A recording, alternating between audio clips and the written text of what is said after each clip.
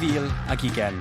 Degawd newydd, dechreuad ffres i bawb, a bywyd i weld yn eitha normal. Byddwn ni yn chwarae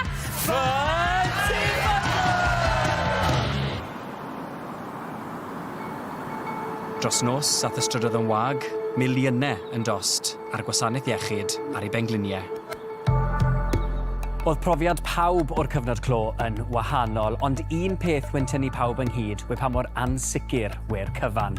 A'r cwbl yn dechrau gyda chyhoeddiad y prif weinidog Boris Johnson ar y 30 o Fawrth 2020. Good evening.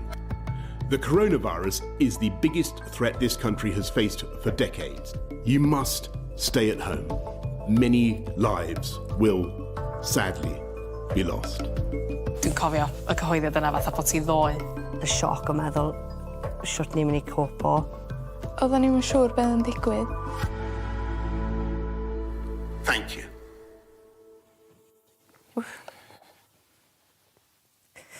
Waw. Hunllef.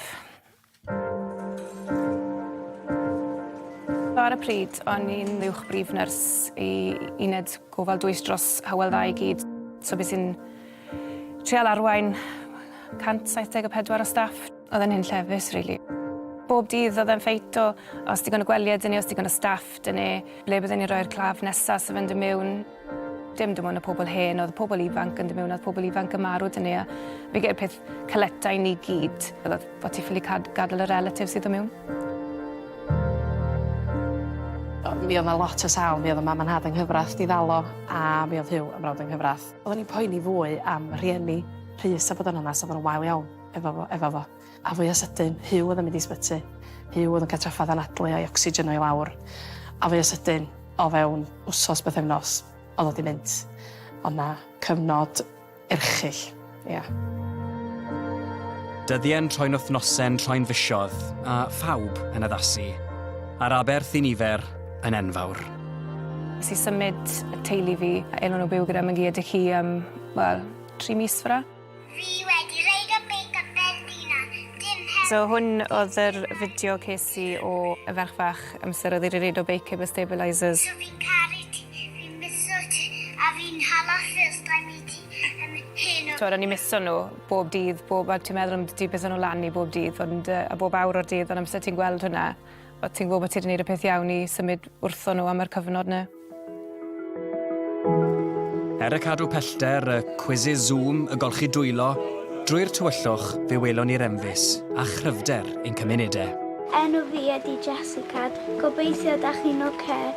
Mwyn helpu pobl ar ben eu hunan, nes i roed llythyrau efo word searches a pethau, i nhw cael neud pethau tra oedden nhw ar ben eu hunan. Mae'r hael wedi mynd, ond ydran ni dal cael hwyl.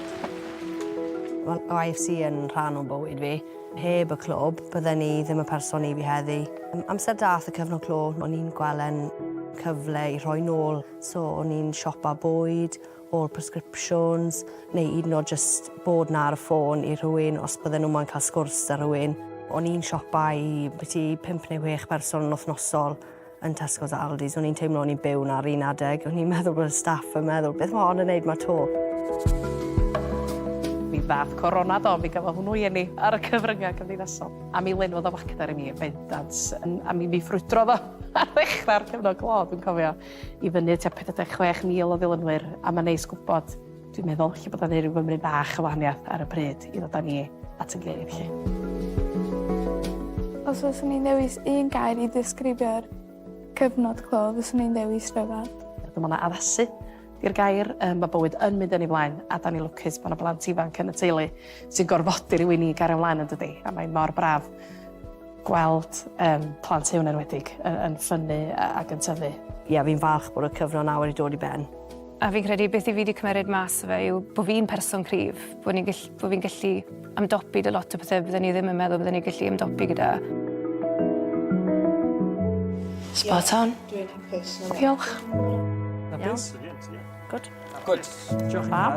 Llan y cwtio ti, diolch yn fawr i ti hwnna, achos oedd hwnna'n amazing. Oedd hwnna'n amazing, diolch yn fawr i ti.